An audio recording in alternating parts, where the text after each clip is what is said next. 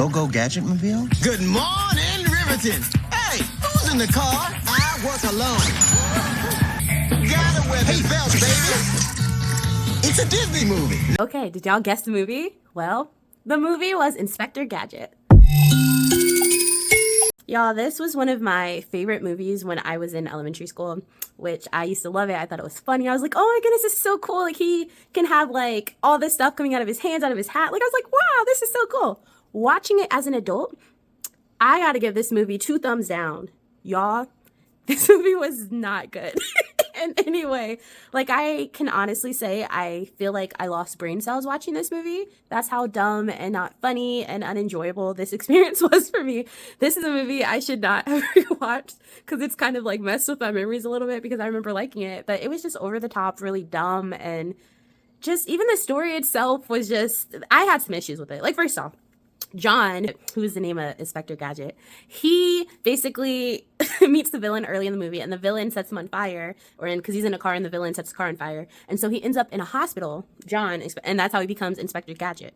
My issue is his only living relative is his niece, who was like in middle school. They turned John into Inspector Gadget, but who gave them permission to do that? Because he's in a coma, he's like covered up, and I know the middle school age kid did not give permission for them to turn her uncle into that. So I'm like, okay, that's already an issue because I feel like you need consent to be able to do this from someone, some adult. And they were lacking that in the movie.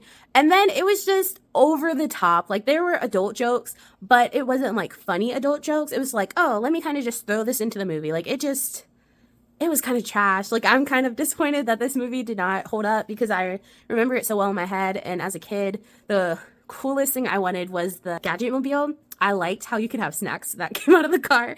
And I always thought when I was older, I was like, I'm going to get a car just like that so I can always have snacks. And I was going to have it have like slushies. Like, I had this whole plan. I had this whole plan mapped out in my head. I was like, it's going to provide goldfish for me and it's going to do my slushies because those are like my 2 favorite snacks as a kid.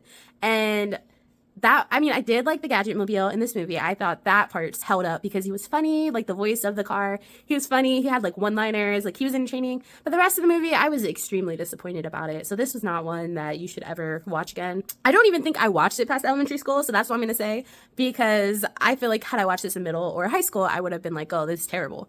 But yeah, I'm pretty sure elementary school, and then I kind of just forgot about it, jumped into other stuff. But yeah, this one was let down. 2 thumbs down. It was trash. And I'm just going to keep the memories for this movie because I don't plan on watching it again. Unless I'm with a younger family member that really wants to watch this movie, then I will watch it with them. But on my own free will, So yeah, this one, y'all don't need to rewatch. Okay, see you in the next video. This has been another episode of Real Talk with Noelle.